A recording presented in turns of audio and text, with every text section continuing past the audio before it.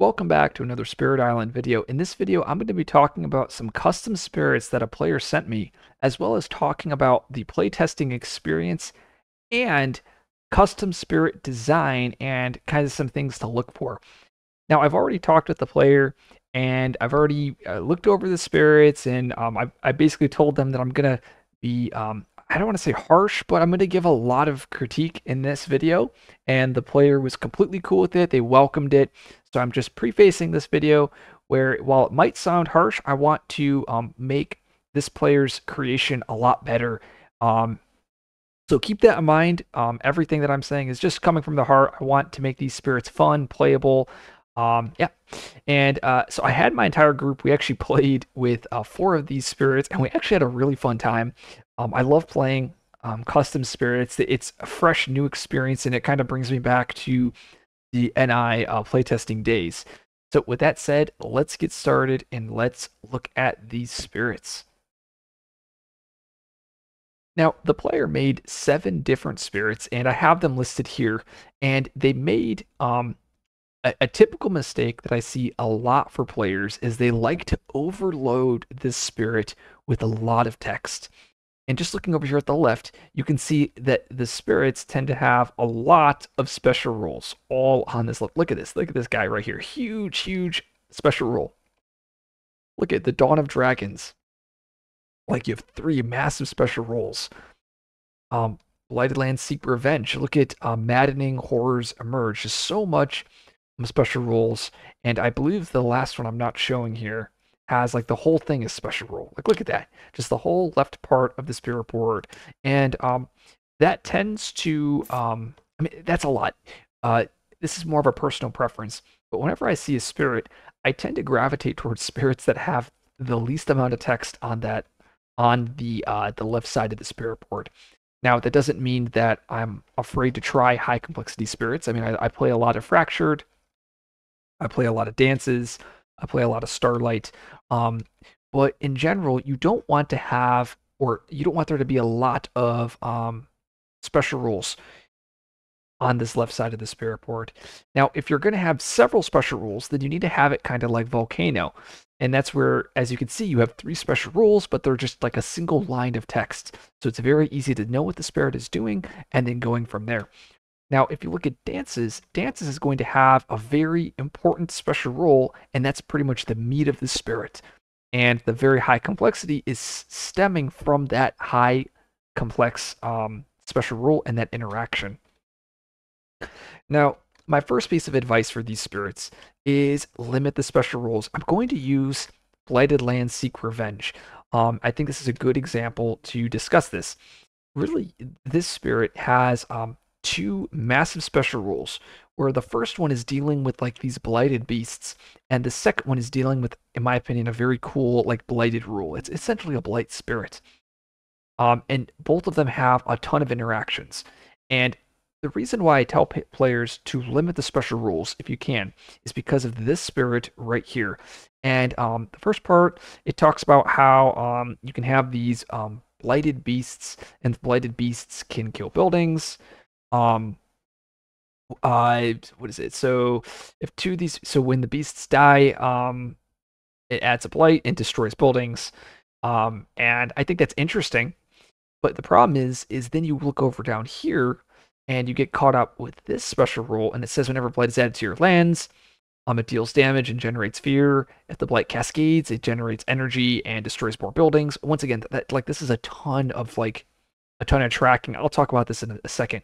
But you have 2 just heavy special rules, and what ends up happening is you begin to forget about this first rule because you're caught up in this rule.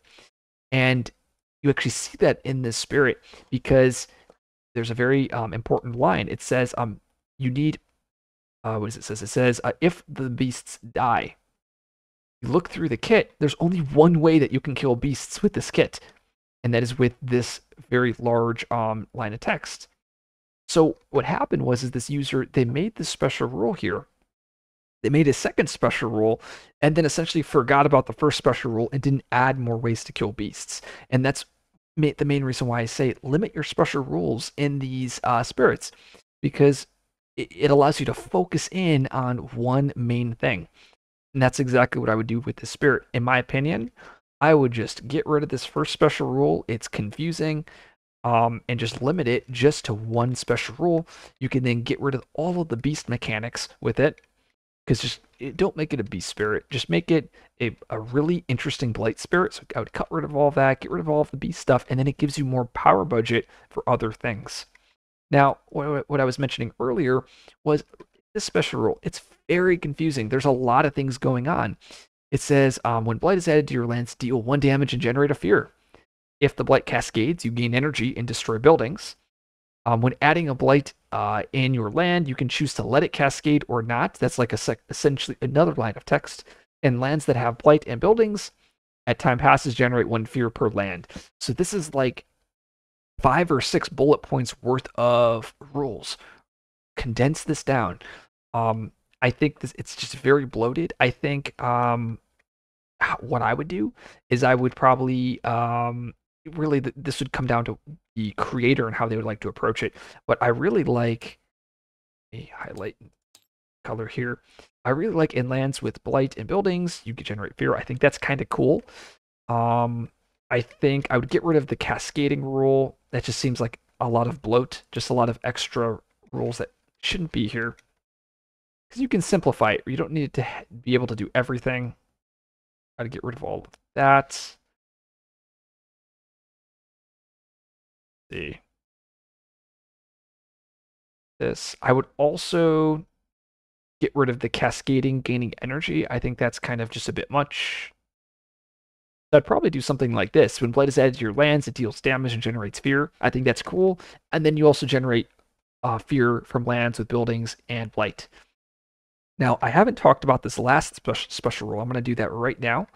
And that is, it says, we strengthen the land. And this is essentially 2 more special rules, but it's actually the most important, I think. And it's interesting because, like I said, you have these huge, massive lines of text, and then you have this single line of text that probably impacts you more. And it says, you get to add 4 blight when you go blighted. I love this. This is so cool. Like, this is something I would love to see in a spirit. And it says, this last line of text, it says, damage can only be dealt by your cards in lands with blight. That's so important. This should be your #1 special rule. Like, your damage cards don't work unless they're in blighted lands. And I think this is great. I think what you could do with this spirit is you could give it 3 special rules, kind of like Volcano. But you'd make this be your #1 special rule. You'd have the extra blight be your 2nd special rule. And then you'd have a 3rd special rule that can generate fear and deal some damage. And that's what I would start with. It's all about simplifying special rules. And just once again, just looking at this top one, just to show you guys how confusing it is. It says blight doesn't destroy your presence. Presence in blighted lands counts as sacred sites. Beasts tokens are blighted beasts. If 2 of these die in a land with blight, destroy a town. If 3 die, destroy a city. If another spirit presence is destroyed by blight, you can pay 5 energy to instead turn their presence into a blight, and a presence if their presence is moved. As you guys can see, there's so many lines of text. Just simplify it. And I know I'm using this as an example, but you'll see it across a lot of these spirits, and it's not just this player. I see this all the time when I'm looking at custom spirits, just heavily bloated on the rules. Okay, I've beaten that dead horse. Let's talk about the growths.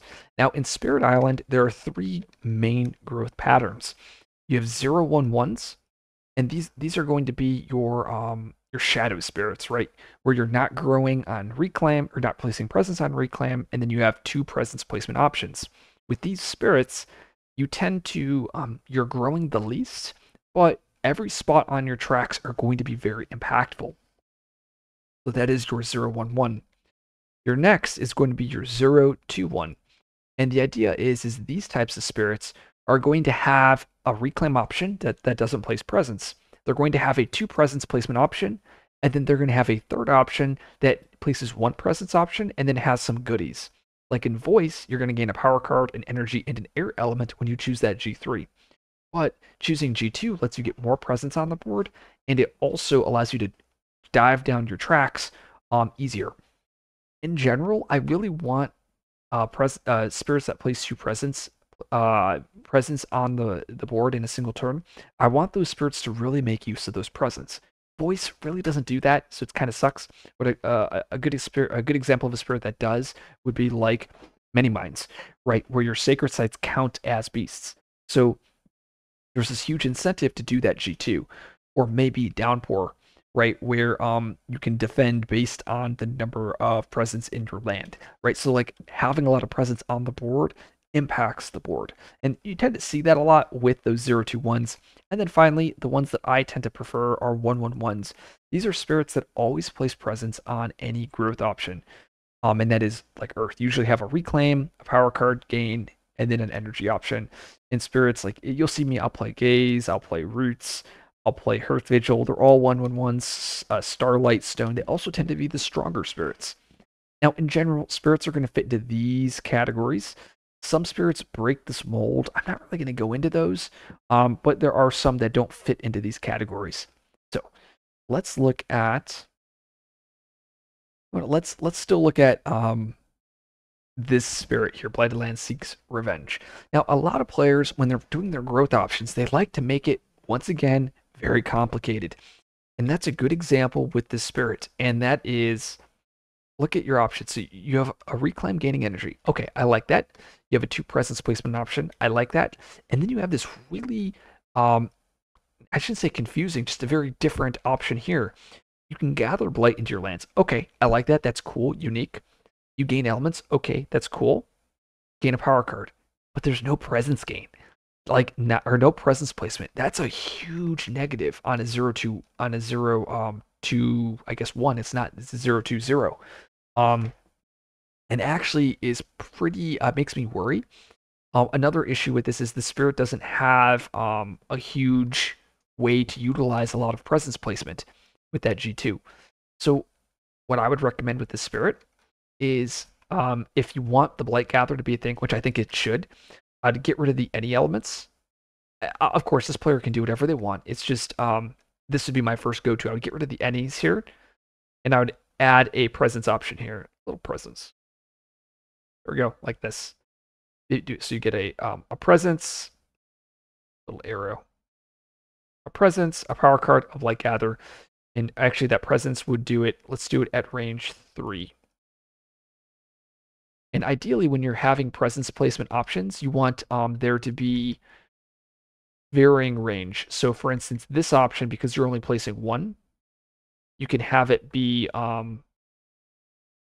very far away. But your G2, you want it to be very close. Another option is you could actually move the energy over here to G3 and move the Blight Gathering onto your reclaim. So that's another thing to consider. But you'll notice a lot of players, they make their growths really freaking confusing. And like this is a moderate complex spirit, but look at this guy. This guy's I guess this is considered very high, but like what is going on here? There's just these growth options are so different and so unique. Now you might say, "Oh, but it's a very high complex spirit." And I get that. But you also look at other spirits that are very high complex like dances. Or actually, we'll use dances for an example, where your growth options are actually pretty standard. I can look at this, and after I read this special rule once, the top part here makes a lot of sense, right? The only thing that's a little confusing is just the G3, which is talking about impending. Or look at Finder. Like I can read Finder's growths, and I know what they all do. I don't need to read any else of the spirit board. So all because the spirit is very high complex doesn't mean every part of the spirit needs to be very high complex. And that's something to just to take with you guys. I think another one that I thought was very confusing. I guess this one's kind of confusing too in a way. You're always adding presence, but then you can also add wilds or move the Incarna, make powers fat. There's just a lot going on, and I think it's all about simplifying concepts, or that's usually what I push for players. Um,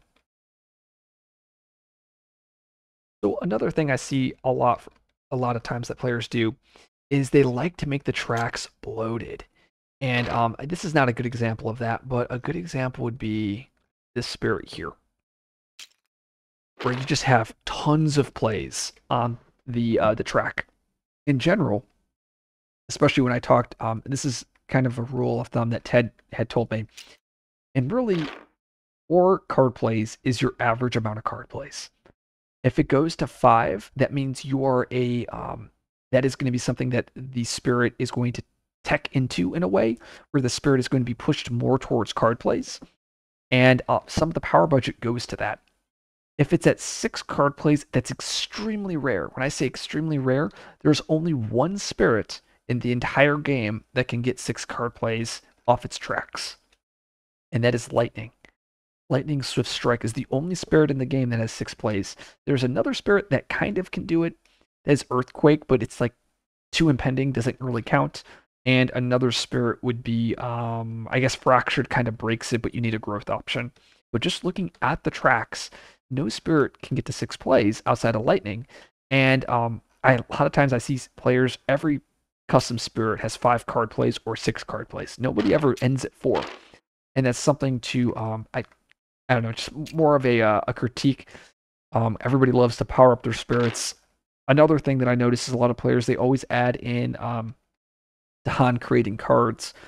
I haven't looked at all of these cards from this player, but I'm sure if I look hard enough, probably one of these cards will add Dahan. It's very common. Okay, so let's take a look and finish up with this Blighted Land Seek Revenge. So let's look at the tracks here. I already talked about how I would switch up the growth options. I'd probably also put this G1, maybe make it 2 energy. 3 energy is just a lot of energy on Reclaim. Honestly, it's hard to tell where the elements go. I mean, the tracks look pretty okay.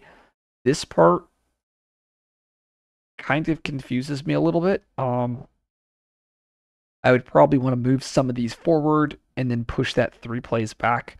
So maybe something like, if we put Moon here, like maybe this is the Moon, maybe this is the 3, this is the 4, and this is your question mark. And once again, I'm just spitballing. It takes a lot of time to get these spots right. Like with Roots, like we played so many games to finally get where it's at right now with these tracks. And even now I look at it and there's a very slight imbalance that probably most people won't pick up on. But there's a slight imbalance right here where this Earth is fairly awkward. And that's actually the weakest spot on the tracks. And there's talk to mix it up or to buff it. But at the end of the day, we wanted this this very nice symmetrical tracks. It makes me feel good.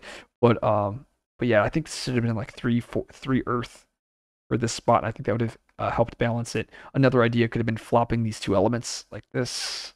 I think that would have also fixed it because the sun tends to be stronger than the Earth. But it took us, like I said, hundreds of games to get that right with the Spirit, and same with Earth Vigil. It took us a while. So it's not something you could just quickly make that change. Looking at these 2 innates, once again, I love simple concepts. I bet you can just completely get rid of this innate and leave the Spirit as having a single innate. I haven't even read this card yet. Defend 1 per blight. I'd probably definitely adjust the thresholds here, but I'm not going to get into that. That's up to the player to make those design decisions. Let's take a look at the cards here. I told them I would look at one of the spirits. This is the one that I've chosen. Let's see. So hunting we will go. Gather any number of beasts, replace them with blighted beasts, then push them. Okay, so this is a problem that I notice a lot of custom-made spirits have, is they're paying energy for stuff. And the card's not doing anything, right? I know I erased the beast stuff, but as I mentioned earlier, the only purpose of blighted beasts for this spirit is for them to die, and the only way they can die is this innate here. And you already have plenty of ways to add and push beasts, so why do I need a card that also does that? So I mean, I'm already recommending getting rid of those 2. Get rid of this, get rid of this. But this is a card that even in the current kit, I would just scrap it. You don't need this if you want to keep the Blighted Beast mechanic. Then this is a card that I would axe. Well, yeah, definitely get rid of this card. We don't like it. Makes us very sad. Let's see this. The lands turn into Anguish. Add a blight from the box. This is actually really cool. It just shouldn't cost 1 energy. I think like there's no mechanic that is like this where you can add blight to the board. That's from the box. I don't know. I just, something about this card makes me really happy. But this is a good number 5 card. And as I mentioned earlier, a lot of players, they like having cards that add Dahan. Also, players love having cards, having spirits that have 5 cards. Um, but that's actually what I would recommend for this spirit, just because this is a card that is just not really good. I mean, adding a blight to the board helps combo with your special rules, and I guess you'd probably have an innate that has blight effects. I think it's cool, and it can thrive on a spirit that has a high number of card plays. This spirit doesn't, but it could.